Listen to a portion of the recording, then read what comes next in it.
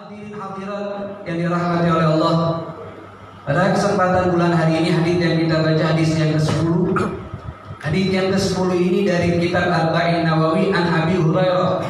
Jalan sanadnya dari seorang sahabat Nabi yang bernama Abdurrahman bin Sakhar, yang dikenal dengan sahabat Abu Hurairah, yang sudah dibahas sedikit sejarah kehidupan beliau di pertemuan-pertemuan yang lalu. Beliau ini termasuk sahabat yang tidak lama duduk bersama Nabi. 3 tahun sebelum Nabi Muhammad meninggal, dia baru masuk Islam. Tapi walaupun 3 tahun hanya duduk bersama Nabi, beliau ini adalah sahabat yang paling banyak meriwayat hadis dari Nabi Muhammad. 5.000 lebih hadis yang beliau riwayatkan dari Rasulullah. Kenapa? Karena beliau tidak pernah henti, tidak pernah putus asa mencari ilmu yang datang dari Nabi. Di mana Nabi Muhammad berada, di situ ada Abu Hurairah. Di mana Nabi Muhammad ada, di situ ada Abu Hurairah. Untuk apa? Untuk mendengar apa yang akan disampaikan oleh Rasulullah, untuk melihat apa yang akan dilakukan oleh Rasulullah, agar menjadi ilmunya, biar dia bisa sampai juga kepada Allah Subhanahu wa ta'ala. Sahabat yang luar biasa, yang waktu malamnya dihabiskan dengan ibadah kepada Allah Subhanahu wa ta'ala, sholat 2 rakaat. Tapi sholatnya sahabat Nabi 2 rakaat di waktu malam, sedikit jumlahnya, tapi 2 rakaat lama berdirinya, karena 1 rakaat berdiri membaca 15 juz daripada Al-Quran, sehingga 2 rakaat mereka khatam daripada Al-Quran Al-Karim. Kita 2 rakaatnya Al-Kafirun, Al-Ikhlas. Khatam Qurannya bulan Ramadan. Di hari-hari biasa hilang Al-Quran, kembali buka Al-Quran kalau ada yang meninggal, sehingga Al-Quran itu kita dekati saat kita butuh, sehingga itu yang menjadi kita sedih. Semestinya Al-Quran itu jadikan sebagaimana kita senang melihat handphone setiap hari, jadikan sebagaimana kita senang mendengar membaca berita setiap hari. Begitulah kita jadikan Al-Quran kesenangan kita, walaupun sehari 1 juz tidak masalah. Yang penting ada 1 harinya kita membaca kalam Allah Subhanahu wa ta'ala. Ini Abu Hurairah, sahabat Nabi. Nah, beliau mengatakan di sini, qala Rasulullah sallallahu alaihi wasallam bersabda, innallaha thayyibun. Sesungguhnya Allah itu maha baik. Maha baiknya Allah maknanya Allah itu terbebas daripada segala bentuk kecacatan dan kekurangan. Tidak ada di dalam zat Allah sifat-sifat yang rendah. Tidak ada di dalam zat Allah hal yang mengurangi ketinggian Allah atau cacat di dalam zat Allah. Tidak ada. Karena Allah maha sempurna, Allah maha tinggi, Allah maha agung, Allah maha mampu, Allah maha berkehendak. Semua yang hebat, semua yang sempurna, semua yang mulia ada sama Allah Subhanahu wa ta'ala. Yang lemah ada sama kita, tidak ada sama Allah. Yang kurang ada sama kita, tidak ada sama Allah. Maka kata Nabi Muhammad, innallaha thayyibun. Sesungguhnya Allah maha baik, Allah tidak ada kurangnya, Allah tidak ada cacatnya. La yaqbalu illa thayyiban. Dan Allah tidak akan menerima apa yang kita ucapkan, apa yang kita lakukan, kecuali dari yang baik. Apa yang baik tersebut? Yang tidak ada cacatnya dari amal-amal kita, dari ucapan kita ini tidak ada jeleknya, tidak ada cacatnya. Itulah yang diterima oleh Allah Subhanahu wa ta'ala. Maka di dalam Al-Quran surat Fatir ayat ke-10 Allah berfirman, ilaihi yas'adu al-kalimut thayyib. Yang sampai kepada Allah, yang diterima oleh Allah daripada ucapan-ucapan adalah al-kalimut thayyib, ucapan yang baik. Apa ucapan yang baik? Yang tidak mengandung apa yang dimurkai oleh Allah. Itu ucapan zikir, ngaji Quran, sholawat kepada Nabi Muhammad, ucapan tasbih, ucapan la ilaha illallah, ucapan istighfar. Ini yang akan diangkat dan sampai kepada Allah Subhanahu wa ta'ala. Kenapa? Karena ini hal-hal yang baik, bukan hal yang jelek. Begitupun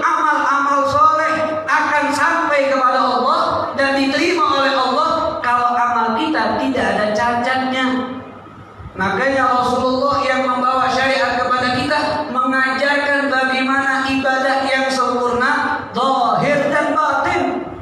Di dalam sholat ada perkara yang membatalkan. Kenapa Nabi ajarkan? Supaya ditinggalkan.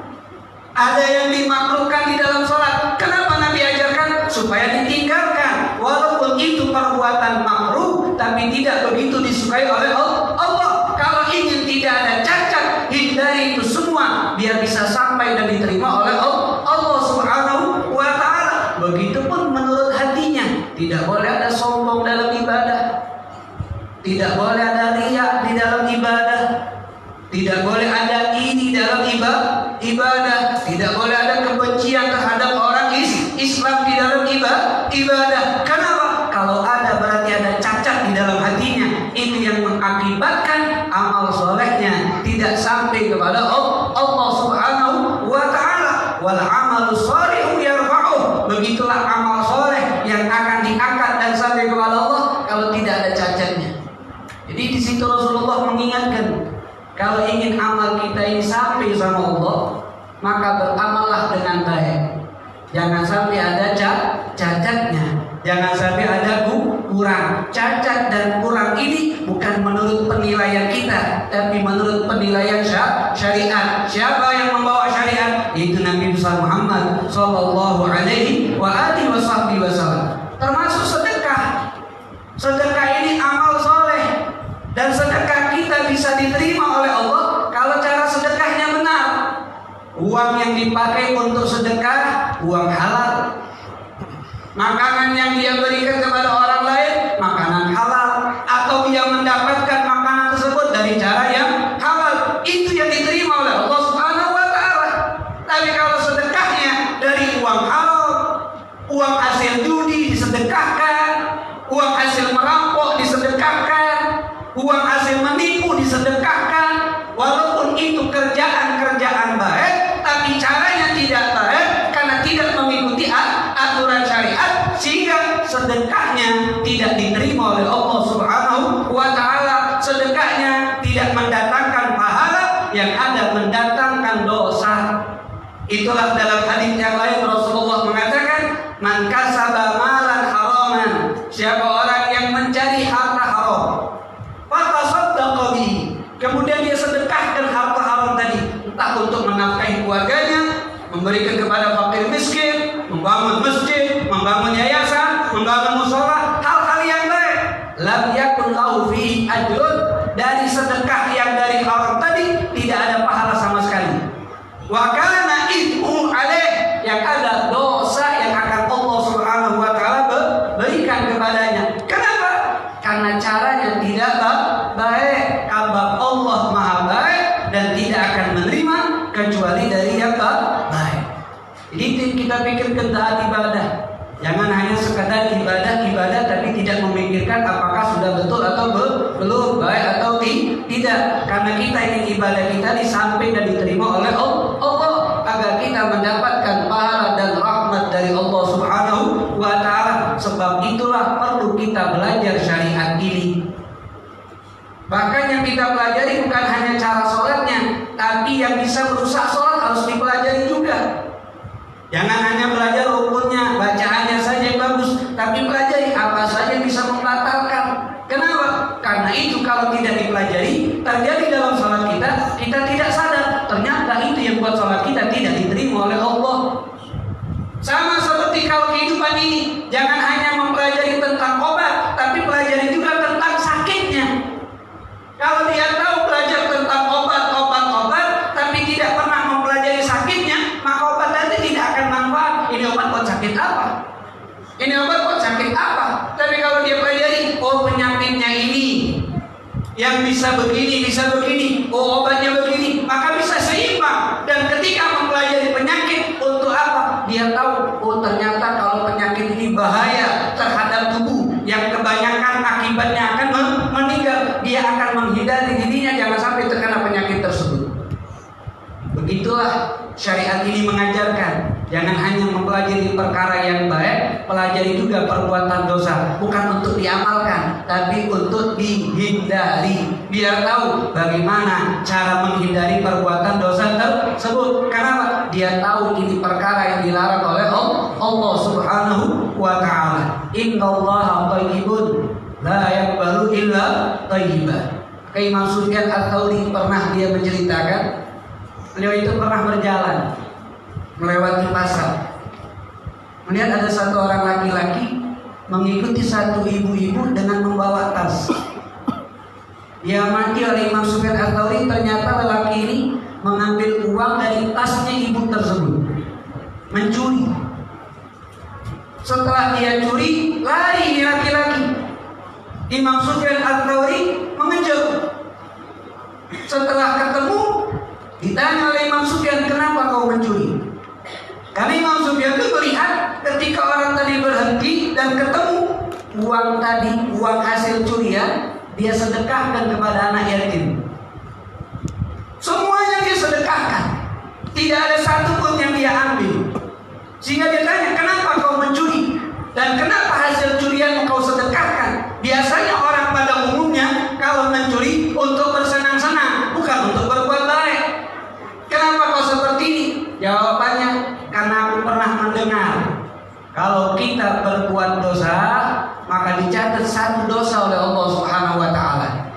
Tapi kalau kita berbuat baik, maka dicatat 10 kebaikan dari Allah. Tadi saat aku mencuri, perbuatan salah, maka aku mendapatkan satu dosa. Dan ketika aku sedekah, aku melakukan kebaikan, maka aku mendapat 10 pahala dari Allah. Dikurangi 1 karena dosa tadi, sehingga masih ada sisa 9 pahala yang akan Allah berikan kepada aku.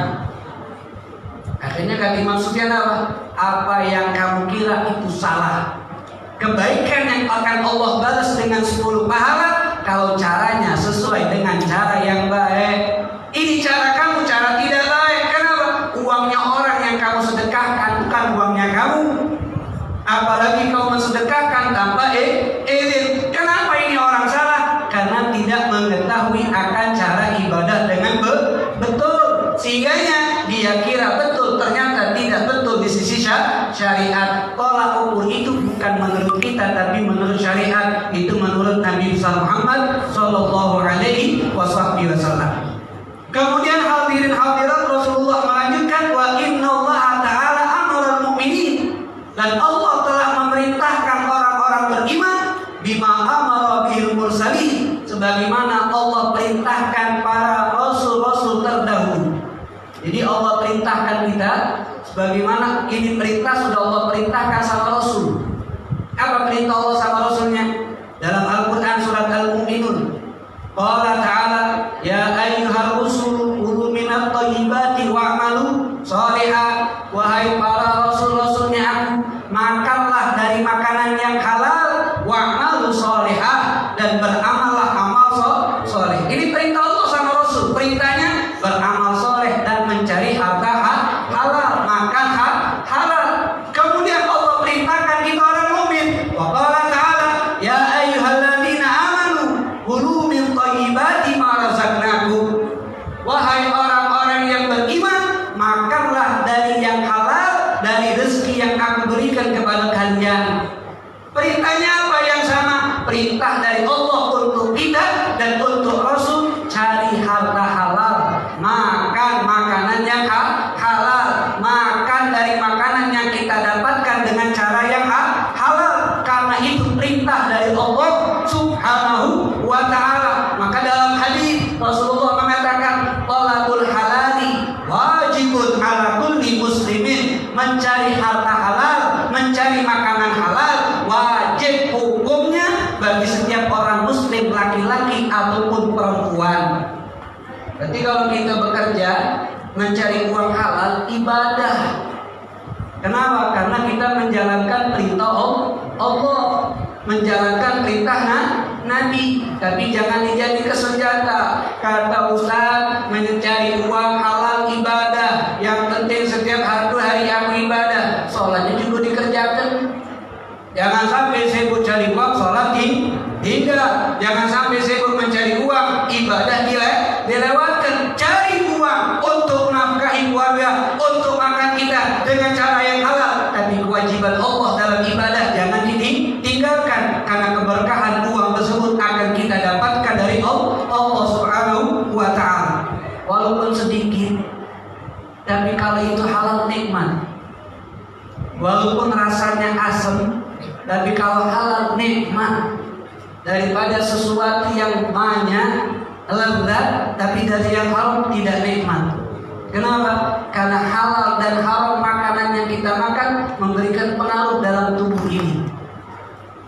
Kalau masuk makanan yang halal, walaupun tidak nikmat, walaupun sedikit ke perut ini, maka perut ini akan memproses makanan halal tadi sehingga melahirkan dari tubuh ini, membantu kita untuk melakukan kebaikan. Tapi kalau sudah perut ini dimasukkan yang haram, maka akan dikelola oleh perut ini sehingga tubuh ini menjadi berat untuk ibadah. Diajak sholat banyak alasannya, diajak berbuat baik berat. Kenapa? Karena sudah pengaruh makanan yang halal di dalam perutnya. Sehingga itulah kenapa diperintahkan. Kenapa Allah perintahkan cari yang halal? Karena ini yang memberikan pengaruh bagaimana semangatnya kita di dalam melakukan ketakwaan sama Allah Subhanahu wa ta'ala. Bahkan di saat makan yang halal pun sebagai adab jangan terlalu berlebihan. Makanlah secukupnya, jangan berlebihan sampai terlalu kenyang. Walaupun dari yang halal, tapi kalau berlebihan juga tidak bagus. Kenapa? Jadinya ngantuk. Ngantuk. Kalau sudah ngantuk, malas untuk ibadah. Makan secukupnya. Yang penting ada tenaga, bisa beraktivitas, bisa beribadah, maka cukup. Baik kalau kita lihat Rasulullah. Rasulullah itu kalau makan, masya Allah, hanya kurma.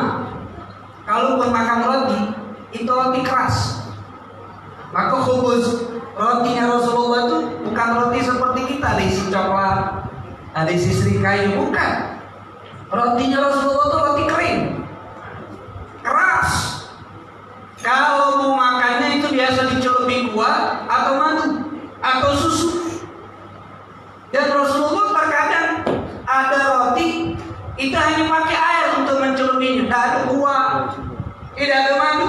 Kadang-kadang pun juga tidak ada roti yang dimakan oleh Rasulullah, hanya korma yang dimakan oleh Rasulullah. Kalau pagi hari masuk, Nabi Muhammad datang ke rumah istrinya yang menjadi giliran di malam itu, ditanya oleh Nabi, ada sarapan tidak? Kata istrinya, tidak. Kata Rasulullah, makan di rumah kita. Kalau begitu aku puasa sunnah hari ini. Sehingga dalam riwayat Rasulullah itu kalau pagi makan, malam tidak makan lagi. Karena malam tidak pakai makanan. Kalau pagi tidak makan, malam Nabi Muhammad baru makan. Sampai Sayyidatuna Aisyah istrinya ngomong apa? 2 bulan di rumah aku ini tidak ada api yang menyala untuk dimasak. Maknanya tidak ada kompor yang hidup untuk masak. Berarti selama 2 bulan Nabi Muhammad dengan Siti Aisyah minum air sama korma. Sampai Siti Aisyah itu pernah sedih nengok Nabi. Sampai Nabi Muhammad ikat batu di perutnya. Karena sudah 3 hari tidak makan. Sedih Siti Aisyah, nangis. Nangis, ya Rasulullah, kenapa kau siksa diri kamu? Kamu ini kekasih Allah. Kenapa tidak minta sama Allah agar tinjuk makanan, agar tinjuk sesuatu oleh Allah? Kenapa perlu nyiksa diri? Apa kata Nabi Muhammad? Wahai Aisyah, kalau aku minta gunung-gunung ada di kota Madinah ini dirubah jadi emas, kapanpun aku minta, dimanapun aku minta, akan Allah kabulkan. Tapi aku lebih memilih susah di atas dunia daripada susah di hari kiamat. Aku lebih memilih lapar di atas dunia daripada lapar di hari kiamat. Sampai Nabi Muhammad pernah dalam riwayat senang sekali ketika putrinya Fatimah datang membawa makanan. Saat itu Fatimah punya gandum dan dia teringat dengan ayahnya, maka gandum tersebut diolah oleh Sayyidatuna Fatimah, dibuat roti dengan tangan beliau sendiri. Ketika sudah jadi itu roti, dibawalah itu roti ke hadapan Nabi Muhammad untuk memberikan hadiah kepada ayahnya. Sampai di depan Rasulullah dipeluk oleh Nabi Muhammad itu Fatimah, karena itu kebiasaan Nabi ketika berjumpa dengan Fatimah. Kemudian Fatimah mengatakan, wahai ayah, ini ada roti buatan putrimu. Maka Nabi Muhammad mengambilnya dengan senang. Kemudian Nabi Muhammad mengatakan, wahai putriku Fatimah, sesungguhnya ini makanan yang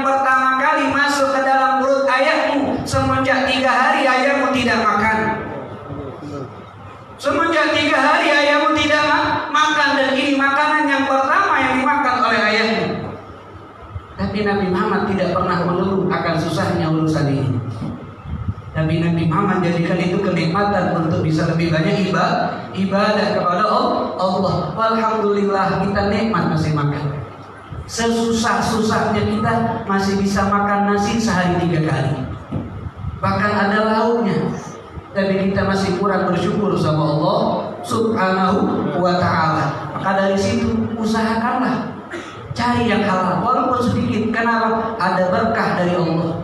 Makanan itu membuat kuat atau tidak, membuat senang atau tidak, bukan banyak atau lezatnya, tapi berkahnya. Dan berkah itu didapatkan kalau dari cara yang diridhoi oleh Allah Subhanahu wa ta'ala. Kemudian tsumma dzakara rajula.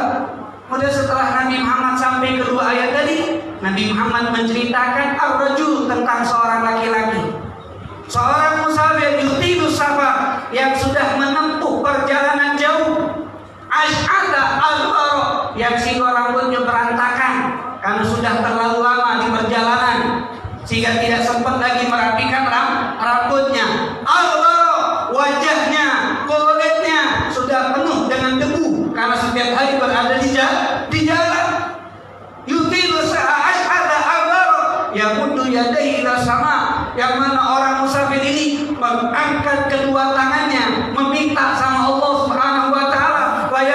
Ya Rabb, ya Rabb, ya Allah, berikan aku ini, ya Allah, abaikan aku ini. Tapi Nabi Muhammad mengatakan, wa mat'amuhu haram, makanan yang dimakan oleh itu makanan yang haram, wa mashrabuhu haram, minuman yang diminum oleh dia dari yang haram, wa ghudhiya bil haram, dan segala kebutuhan pokoknya dari yang haram, wa malbasuhu haram, pakaian yang dia pakai dari yang haram. Fa anna yustajabu lahu, bagaimana doanya mau dikabulkan oleh Allah kalau yang ada di dalam tubuhnya dari yang haram? Maka ini yang dikatakan tadi, sebab doa kita tidak dikabulkan dua. Pertama, karena masih ada yang haram di dalam diri ini. Kalau kita berdoa, pakaian yang kita pakai dari yang haram, itu yang sebab doa kita tidak dikabulkan. Pakaian ini saya dapatkan dari yang halal, tapi ada makanan yang haram yang pernah masuk ke dalam perut kita. Kita gunakan tubuh ini untuk minta sama Allah. Sebab itulah doa kita tidak dikabulkan oleh Allah. Apalagi ini seorang musafir. Orang yang musafir itu doanya paling cepat dikabulkan oleh Allah. Tapi kenapa orang yang musafir ini Nabi sebutkan doanya tidak dikabulkan? Bukan karena musafirnya, tapi karena yang haramnya yang ada di dalam dirinya, makanannya, minumannya, pakaiannya, kebutuhannya dari yang haram, itu yang menjadi sebab doanya tidak dikabulkan oleh Allah. Maka itu Rasulullah perintahkan cari yang halal, makan yang halal. Kenapa? Itu yang akan membuat doa kita kalau kita minta diijabah oleh Allah Subhanahu wa ta'ala. Karena seorang sahabat Nabi namanya Sa'ad bin Abi Waqqas. Beliau ini sahabat Sa'ad bin Abi Waqqas, orang yang pertama kali melemparkan panah di dalam Islam. Sebelum adanya peperangan, yang mengeluarkan panah sehingga membunuh musuh itu adalah Sa'ad bin Abi Waqqas. Sahabat yang luar biasa berjuang sama Nabi Muhammad SAW, termasuk sahabat-sahabat yang pertama kali masuk Islam, sehingga termasuk dalam kategori 10 orang yang dapat kabar gembira masuk ke dalam surga. Salah satunya Sa'ad bin Abi Waqqas. Ini Sa'ad bin Abi Waqqas pernah bertanya sama Rasulullah, wahai Rasulullah, ud'ullaha ayyaj'aluni mustajabad da'wah. Tolong kau berdoa sama Allah agar aku ini dijadikan oleh Allah orang kalau doa langsung Allah kabulkan doaku.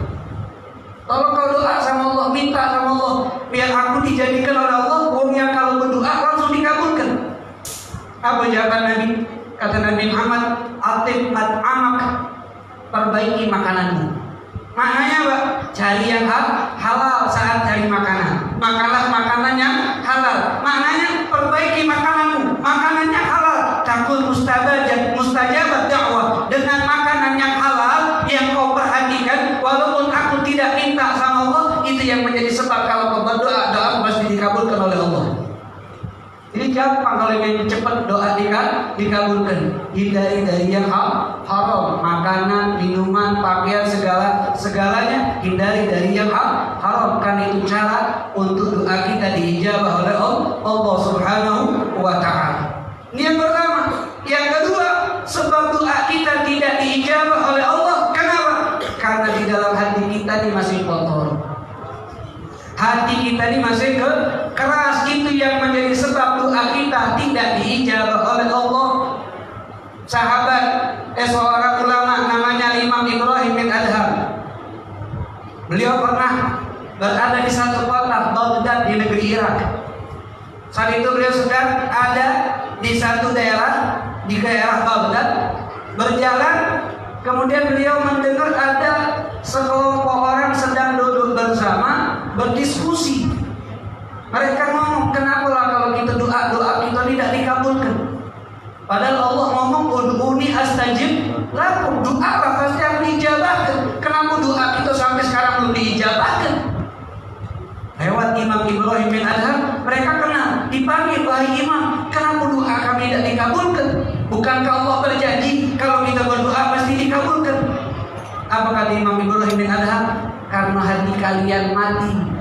Sebab itulah hati kalian mati yang menjadi sebab doa tidak dikabulkan. Bahkan Imam Ibrahim mengatakan ada 10 hal yang membuat hati kalian menjadi mati. Apa? Yang pertama kata beliau, kalian kenal Allah, kalian tahu Allah, tapi kalian tidak kerjakan hak Allah. Tahu Allah Tuhannya, tahu Allah yang memberikan rezeki kepadanya, tapi hak-hak Allah tidak dilaksanakan, sholat ditinggalkan, maksiat yang dikerjakan. Itu yang buat hati menjadi mati. Yang kedua, araftum annakum tuhibbuna Rasulullah. Kalian mengakui kalau kalian cinta sama Rasulullah, wa taraktum sunnatahu, tapi kalian tinggalkan ajarannya. Mengaku cinta Rasulullah tapi syariatnya tidak mau dilaksanakan. Mengaku cinta Rasulullah tapi sunnahnya ditinggalkan. Mengaku cinta sama Rasulullah tapi orang-orang yang berjuang untuk Rasulullah dibenci. Itu sama.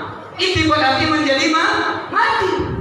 Kemudian yang ketiga kata Imam Ibrahim, qara'tumul Qur'an wa ta'malu bih. Kalian baca Al-Qur'an sampai khatam tapi isi kandungan Al-Qur'an tidak diamalkan. Hanya sekadar baca, hanya sekadar menikmati bacaan, tapi tidak mengamalkan Al-Quran. Padahal Al-Quran diturunkan untuk diamalkan, bukan hanya sekadar dibaca. Lihat tadabbur untuk ditadabburkan. Makna tadabbur adalah mengamalkan. Kalau Rasulullah itu disebut dengan khuluqul Quran, akhlaknya Nabi Al-Quran. Kenapa? Karena Rasulullah mengamalkan isi kandungan Al-Quran. Sehingga yang kita baca Al-Quran untuk mengamalkan. Kalau hanya membaca tidak diamalkan, itu yang mengakibatkan hati ini menjadi mati. Kemudian yang keempat kata beliau, akaltum ni'am Allah. Kalian makan, kalian ambil nikmat-nikmat Allah, tapi lupa untuk bersyukur sama Allah. Musim cincin, banyak jualan cincin, nikmat dari Allah, tapi lupa untuk syukur sama Allah. Dapat ini dari Allah, tapi lupa untuk bersyukur sama Allah. Yang ada apa? Oh, ini karena usaha saya, karena saya giat, karena saya rajin, saya dapat ini. Dia lupa kalau yang memberikan itu adalah Allah. Semangat dia, giat dia, itu hanya perantara, tapi hakikat yang memberikan adalah Allah Subhanahu wa Ta'ala. Kemudian yang kelima, kuntum inna syaitana aduwwun lakum.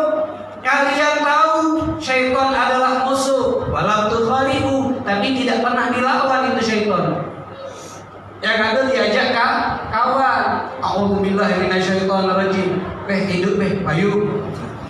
Syaitan biasanya subuh-subuh sebelum tidur maco a'udzubillahi minasyaitonirrajim, tidak tanggung-tanggung sampai ayat kursi juga dibaca. Pas dengar azan subuh, rajulah hari hujan, lama tidur, ayo baca itu. Itu berarti menjadi mati. Ngomong syaitan musuh kita, tapi masih dipeloi apa yang diperintahkan oleh syaitan. Yang namanya syaitan ngajak kita ke dalam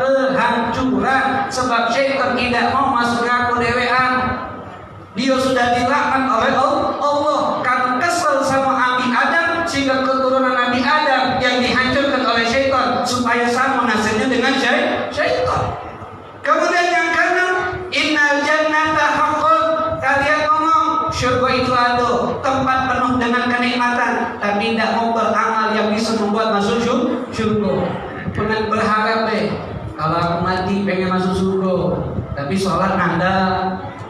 Kalau ditanya meninggal masuk surga, puasa nanda. Jangan wong Islam, wong kafir kalau meninggal pengen masuk surga. Padahal surga itu bukan gratis. Surga itu mahal, ada tiketnya. Apa tiket masuk surga? Perintah Allah Subhanahu wa Ta'ala, larangan Allah yang harus ditinggalkan. Itulah tiket untuk masuk ke dalam surga. Banyak orang ngomong kepengen masuk surga, tapi tidak galak beramal untuk surga. Kemudian yang ketujuh kata Imam Ibrahim, "Qultum inna nara hakun." Yang kena kabar kalian ketujuh, kalian ngomong neraka itu benar ada tempat yang pedih, tapi tidak mau menghindari, masih mau melakukan amalan-amalan yang menjatuh ke dalam neraka. Hanya sekedar takut dari mulut, tapi tidak dibuktikan dengan perbuatan. Yang kedelapan, qultum innal mauta haqqun. Kalian ngomong kematian itu benar terjadi, tapi tidak ada persiapan menyambut kematian. Tidak ada persiapan. Bahkan Nabi Muhammad ngomong, "Istaidu." Persiapkan diri untuk menyambut kematian dengan apa? Dengan takwa sama Allah Subhanahu wa Ta'ala. Makanya ulama terdahulu paling sibuk memikirkan kematian dengan amal.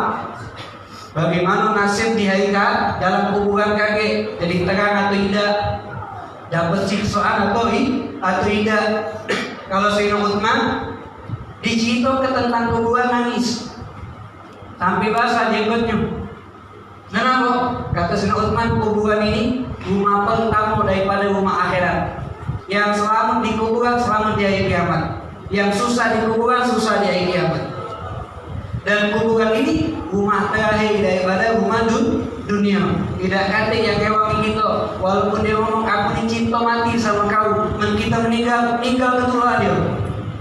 Tidak usah percaya sama orang yang ngomong cinta mati, tidak kalah mati sama kita.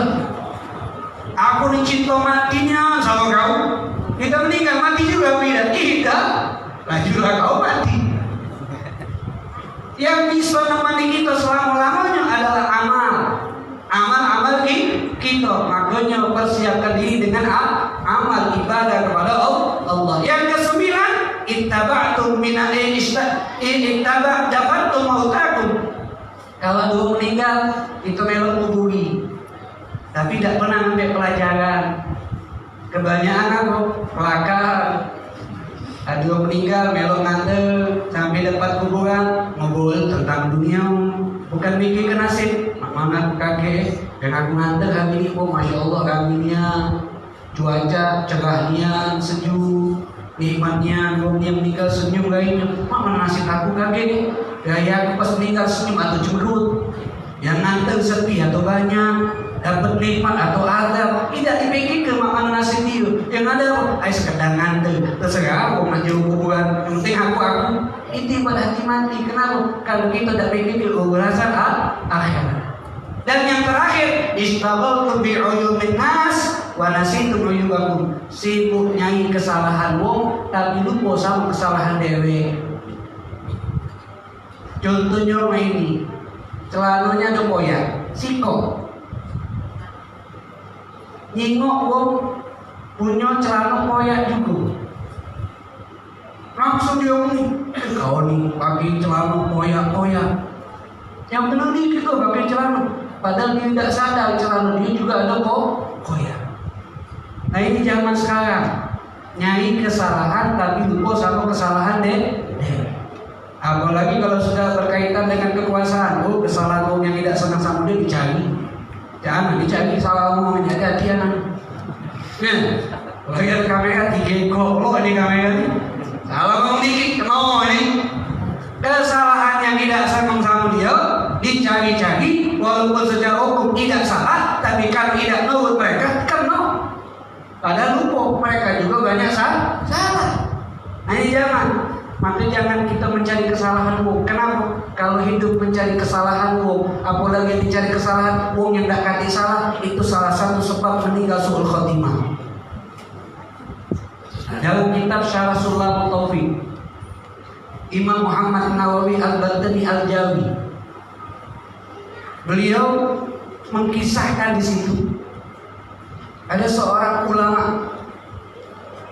Beliau sedang tawaf di Ka'bah. Saat sedang tawaf di Ka'bah, beliau melihat satu anak muda menempelkan kedua telapak tangannya di dinding Ka'bah. Sembari itu anak muda berdoa, "Ya Allah, wafatkan aku membawa iman dan husnul khatimah." Dan itu doa diulang-ulangi, tidak ada doa yang lain. Kalau kita yang bujang, kalau berangkat umroh pasti permintaan kamu apa? Ya Allah, jodoh pasti nih. Yang sudah nganten belum dapat anak pasti minta anak. Yang sudah nganten sudah punya anak, tak tahu mintanya nama Binyamin, tak tahu. Itu mintaan kita urusan dunia, tapi ini mintaan siko. Wafatkan aku dalam keadaan iman dan husnul khatimah. Dan itu diulang-ulangi terus. Si ulama ini bingung. Biasanya orang datang ke Ka'bah ini banyak permintaannya. Kok jadi cuma siko inilah yang diminta. Ada hal aku. Sehingga dideketin, wahai fulan, aku nih kagum dengan kamu. Kalau orang datang ke sini yang diminta banyak. Urusan dunianya, urusan agamanya, urusan akhirat. Tapi kau datang ke sini, permintaan kamu cuma satu dan kau ulang-ulangi terus. Apa sebabnya? Sehingga karena anak muda ini tahu siapa yang bertanya, seorang ulama, dia ngomong, aku akan ceritakan sebabnya. Aku ini punya kakak dan punya adik.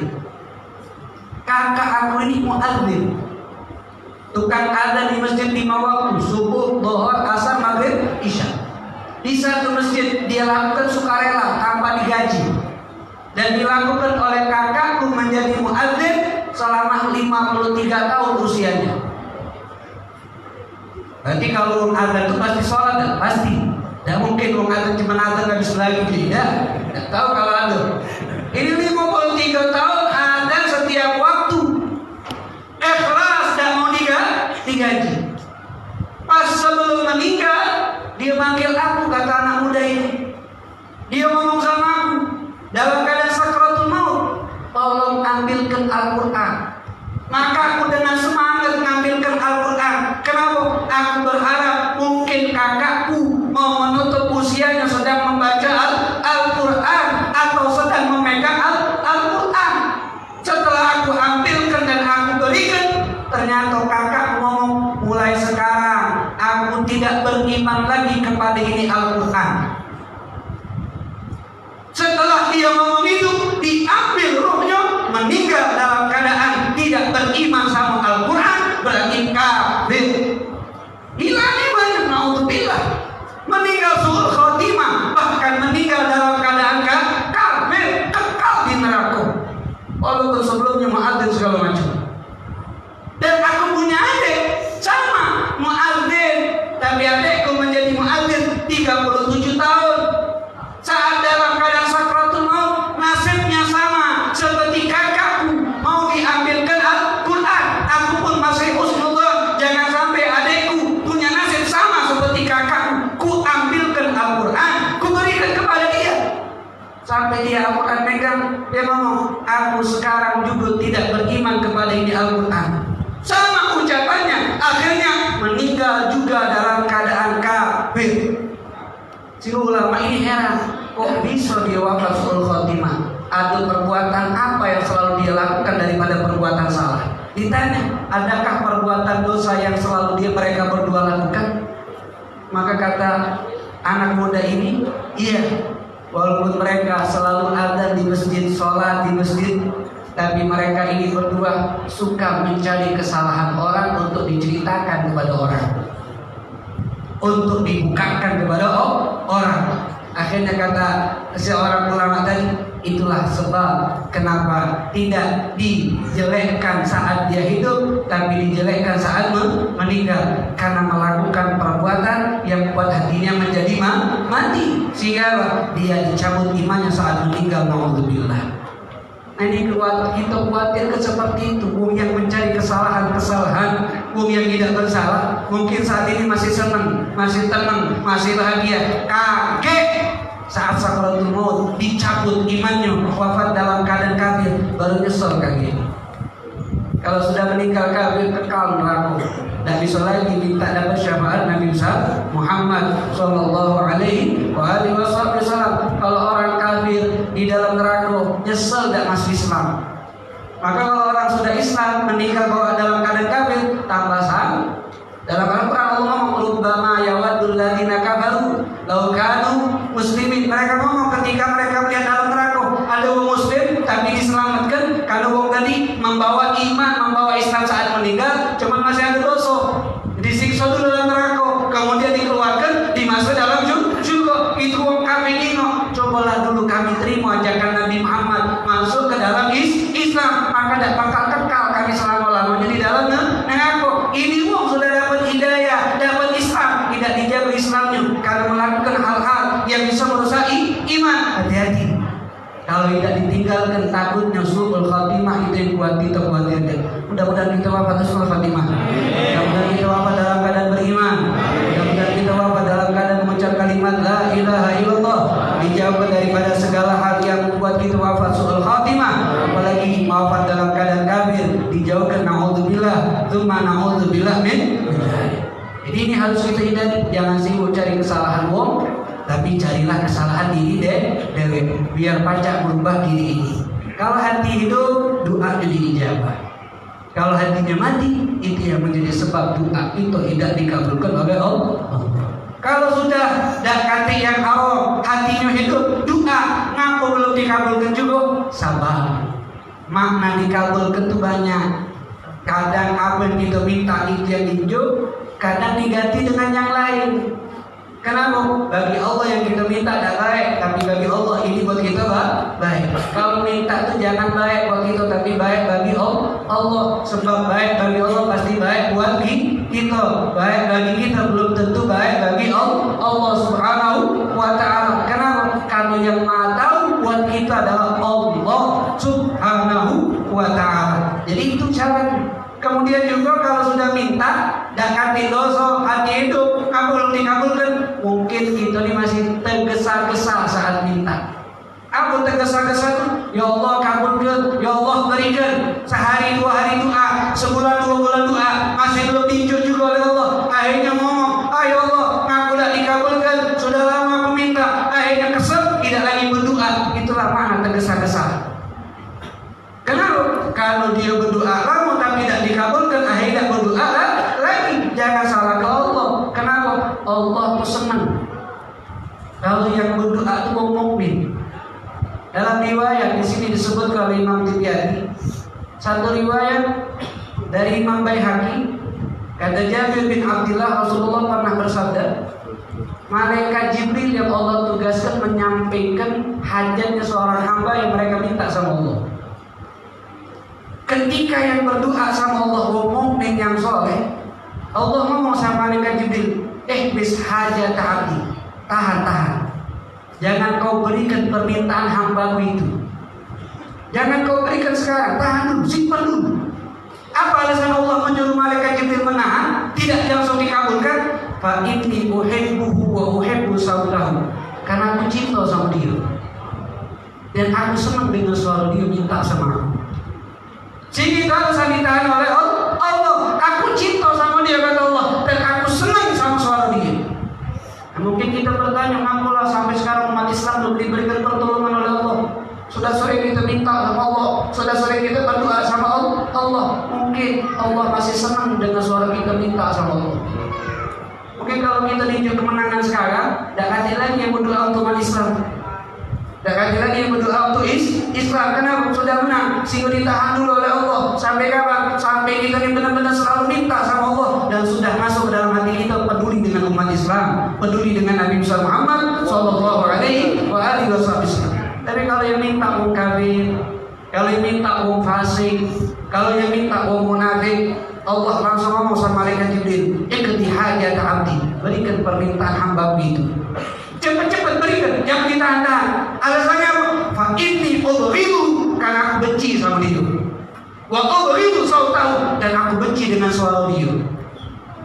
Sehingga jangan merasa heran kalau kita doa kenapa dikabulkan cepat oleh Allah. Takutnya Allah benci sama kita. Sehingga jujurlah cepat-cepat, males aku dengan suara dia. Nah, males aku. Kan kadang-kadang kalau kita benci sama orang, cepet males dimakainnya. Biar berangkat lagi di rumah kita. Jangan berarti kalau dia baik-baik, belum tentu. Bisa jadi dia kesal sama kita. Biar ada kata lagi urusan dinjuknya. Begitulah Allah. Jangan heran kalau orang kafir kenapa dinjuk oleh Allah cepat, orang fasik dinjuk cepat, orang munafik dinjuk cepat. Karena Allah tidak sama dia. Yang diminta adalah urusan dunia. Pasti Allah cepatkan. Tapi kalau urusan agama, tidak akan Allah berikan kepada orang munafik, tidak akan Allah berikan kepada orang fasik, tidak akan Allah berikan kepada orang kafir. Sebab agama adalah rahmat, hanya akan Allah berikan kepada orang yang mau beriman sama Allah Subhanahu wa taala. Mudah-mudahan kita termasuk orang yang dicintai oleh Allah Subhanahu wa taala. Mudah-mudahan suara kita termasuk suara yang disukai oleh Allah Subhanahu wa taala, dan mudah-mudahan kita yang duduk di malam hari ini sama-sama kita berdoa sama Allah dengan perantara Nabi Muhammad sallallahu alaihi wasallam. Allah menangkan Islam dan kaum muslimin. Allah tolong orang yang menolong Islam dan kaum muslimin. Dan mudah-mudahan kita semua disampaikan hajat kita oleh Allah, hajat dunia, hajat agama, hajat akhirat. Dan mudah-mudahan kita semua diminta diwafatkan dalam keadaan beriman, dalam keadaan husnul khatimah. Amin amin ya rabbal alamin. Hadis ini riwayat Imam Muslim. Inilah hadis yang ke-10. Mudah-mudahan bisa kita amalkan di dalam kehidupan kita. Ini belajar, lakukanlah amal dengan cara yang baik kalau ini diterima oleh Allah. Carilah harta yang halal, makanan yang halal, sebab ini yang menjadi pengaruh doa kita diijabah oleh Allah. Dan perbaiki hati, bersihkan hati, karena hati pusat pandangan Allah Subhanahu wa taala. Mudah-mudahan hati kita diterangkan oleh Allah, hati kita dihidupkan oleh Allah Subhanahu wa taala, sehingga kita termasuk orang yang mendapatkan rahmat dan ridha Allah Subhanahu wa taala.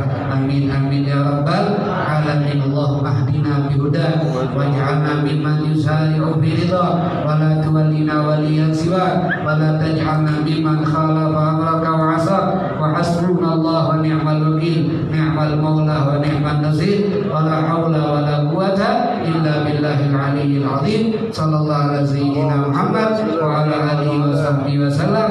Walhamdulillahi rabbil alamin. Wassalamualaikum warahmatullahi wabarakatuh.